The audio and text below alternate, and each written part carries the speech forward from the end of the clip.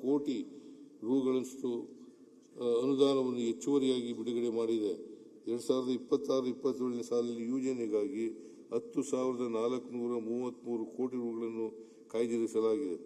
ಗ್ರಾಮೀಣ ಕುಟುಂಬಗಳಿಗೆ ಜೀವನೋಪಾಯ ಭದ್ರತೆಯನ್ನು ಒದಗಿಸುವ ಮಹತ್ವಾಕಾಂಕ್ಷೆಯಿಂದ ಯುಪಿಎ ಸರ್ಕಾರವು 2004ರಲ್ಲಿ ಜಾರಿಗೆ ತಂದ ಮಹಾತ್ಮ ಗಾಂಧಿ ರಾಷ್ಟ್ರೀಯ ಗ್ರಾಮೀಣ ಉದ್ಯೋಗ ಖಾತ್ರಿ ಯೋಜನೆಯು ಮನ್ರೇಗಾ ಗ್ರಾಮೀಣ ಭಾಗದಲ್ಲಿ ಕೇಂದ್ರೀಕೃತ ಯೋಜನೆಯನ್ನು ರೂಪಿಸುವುದಕ್ಕೆ ಉತ್ತೇಜನ ನೀಡುವುದರೊಂದಿಗೆ ಗ್ರಾಮೀಣ ಮೂಲಸೌಕರ್ಯ ಮತ್ತು ದೀರ್ಘಕಾಲೀನ ಬಾಳಿಕೆ ಬರುವ ಸಮುದಾಯ ಆಸ್ತಿಗಳ ಸೃಷ್ಟಿಗೆ ಮಹತ್ವದ ಕೊಡುಗೆಯನ್ನು ನೀಡಿರುತ್ತದೆ.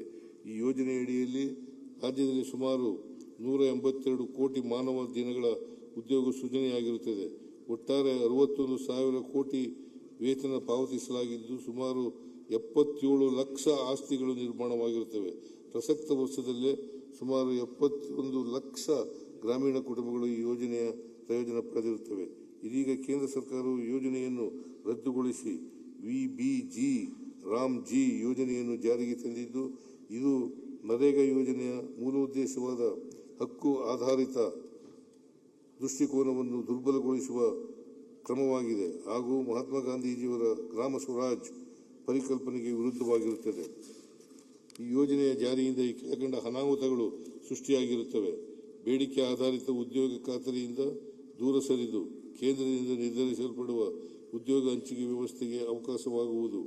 ಸಂವಿಧಾನದ 73ನೇ ತಿದ್ದುಪಡಿಯ ಮೂಲ ತತ್ವಕ್ಕೆ ವಿರುದ್ಧವಾಗಿದ್ದು ಪಂಚಾಯಿತಿಗಳ ನಿರ್ಧರಣಾಧಿಕಾರಕ್ಕೆ ಧಕ್ಕೆಯಾಗುವ ಸಾಧ್ಯತೆ ಹೆಚ್ಚಾಗಿರುತ್ತದೆ. ಯೋಜನೆಯ ರೂಪಿಸುವಿಕೆ ಮತ್ತು ಅನುಷ್ಠಾನಗಳ ಕೇಂದ್ರೀಕರಣ ಹೆಚ್ಚಳವಾಗುವುದು. ಪರೋಕ್ಷವಾಗಿ ಗುತ್ತಿಗೆದಾರರ ಭಾಗವಹಿಸುವಿಕೆ ಅವಕಾಶ ನೀಡುವ ವ್ಯವಸ್ಥೆಯಿಂದಾಗಿ ಗ್ರಾಮೀಣ ಕಾರ್ಮಿಕರಿಗೆ ನೇರ ಉದ್ಯೋಗ ಅವಕಾಶಗಳು ಕಡಿಮೆಯಾಗುವು. ಕೇಂದ್ರದಿಂದ ಹೇರಲ್ಪಡುವ ಆಡಳಿತಾತ್ಮಕ ಮತ್ತು ನಿಯಮಗಳ ನಿಯಂತ್ರಣಗಳಿಂದ ಕಾಮಗಾರಿಗಳ ಸಮಯೋಚಿತ ಜಾರಿಗೆ ಅಡಚಣೆ ಉಂಟಾಗುವ ಸಾಧ್ಯತೆ ಹೆಚ್ಚಾಗಿರುತ್ತದೆ.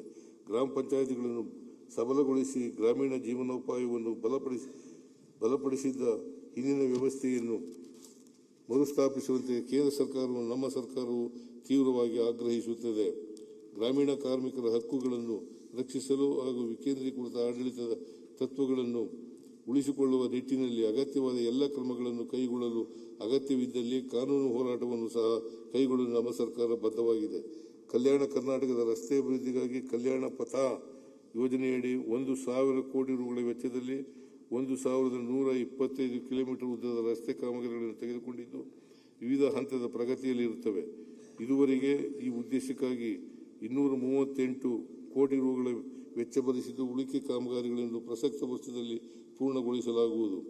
ಎಡಿಬಿ ನೆರವಿನೊಂದಿಗೆ ಗ್ರಾಮೀಣ ರಸ್ತೆ ಸಂಪರ್ಕ ಜಾಲವನ್ನು ವ್ಯವಸ್ಥಿತವಾಗಿ ಮತ್ತು ಗುಣಾತ್ಮಕವಾಗಿ ಅಭಿವೃದ್ಧಿಪಡಿಸುವ ಪ್ರಗತಿ ಪಥ ಯೋಜನೆಯಡಿ 7,110 ಕಿಲೋಮೀಟರ್ ಉದ್ದದ 1,292 ರಸ್ತೆಗಳ ಅಭಿವೃದ್ಧಿಯನ್ನು 5,190 ಕೋಟಿ ರುಗಳ ವೆಚ್ಚದಲ್ಲಿ ಅನುಮೋದಿಸಲಾಗಿದೆ. ಇದರಲ್ಲಿ 783 ರಸ್ತೆಗಳ ಸರ್ವೆ ಕಾರ್ಯ ಪೂರ್ಣಗೊಂಡಿದ್ದು 655 ರಸ್ತೆಗಳ ಡಿಪಿಆರ್ಗಳನ್ನು ತಯಾರಿಸಲಾಗಿದೆ. ಇದಕ್ಕಾಗಿ 26-27ನೇ ಸಾಲಿನಲ್ಲಿ 500 ಕೋಟಿ ರುಗಳನ್ನು ಒದಗಿಸಲಾಗಿರುತ್ತದೆ. ಕುಡಿಯುವ ನೀರಿನ ಮೇಲ್ಮಟ್ಟ ಜಲಾಗಾರಗಳ OHT ದೀರ್ಘಕಾಲಿಕ ಕಾರ್ಯಕ್ಷಮತೆಯನ್ನು ಖಚಿತಪಡಿಸುವ ಉದ್ದೇಶದಿಂದ 1,000 ಮೇಲ್ಪಟ್ಟ ಜಲಾಗಾರಗಳ ಸ್ವಚ್ಛತೆ, ಸುರಕ್ಷತೆ, ದುರಸ್ತಿ ಹಾಗೂ ಕಾರ್ಯಾಚರಣೆ ಮತ್ತು ನಿರ್ವಹಣಾ ವ್ಯವಸ್ಥೆಗಳ ಸುಧಾರಣೆ ಮತ್ತು ಪುನಶ್ಚೇತನ ಕಾರ್ಯವನ್ನು ಒಟ್ಟಾರೆ 30 ಕೋಟಿ ರುಗಳ ವೆಚ್ಚದಲ್ಲಿ ಕೈಗೊಳ್ಳಲಾಗುವುದು. ಕೊಪ್ಪಳ ಜಿಲ್ಲೆಯ ಯಲಬುರ್ಗಾ ಮತ್ತು ಕುಕನೂರು ತಾಲೂಕಿನ ಬನ್ನಿಕೊಪ್ಪ ಹಾಗೂ 23 ಗ್ರಾಮಗಳಿಗೆ ಶುದ್ಧ ಕುಡಿಯುವ ನೀರನ್ನು ಒದಗಿಸುವ ಯೋಜನೆಯನ್ನು 125 ಕೋಟಿ ರುಗಳ ವೆಚ್ಚದಲ್ಲಿ ಅನುಷ್ಠಾನಗೊಳಿಸಲಾಗುವುದು.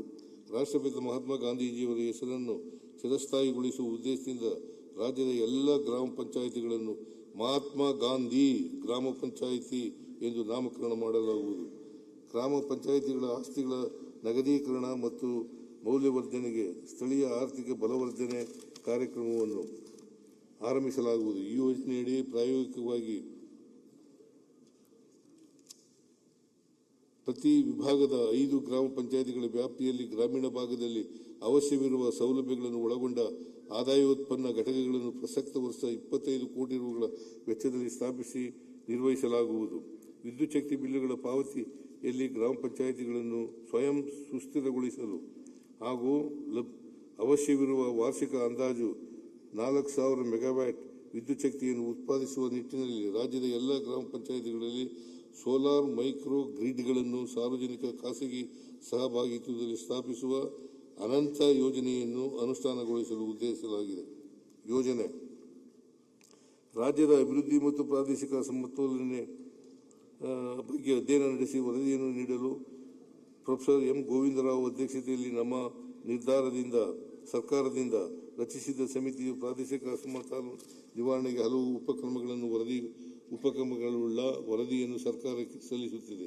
ಈ ವರದಿಯನ್ನು ವಿಧಾನಮಂಡಲದಲ್ಲಿ ಮಂಡಿಸಲಾಗುವುದು.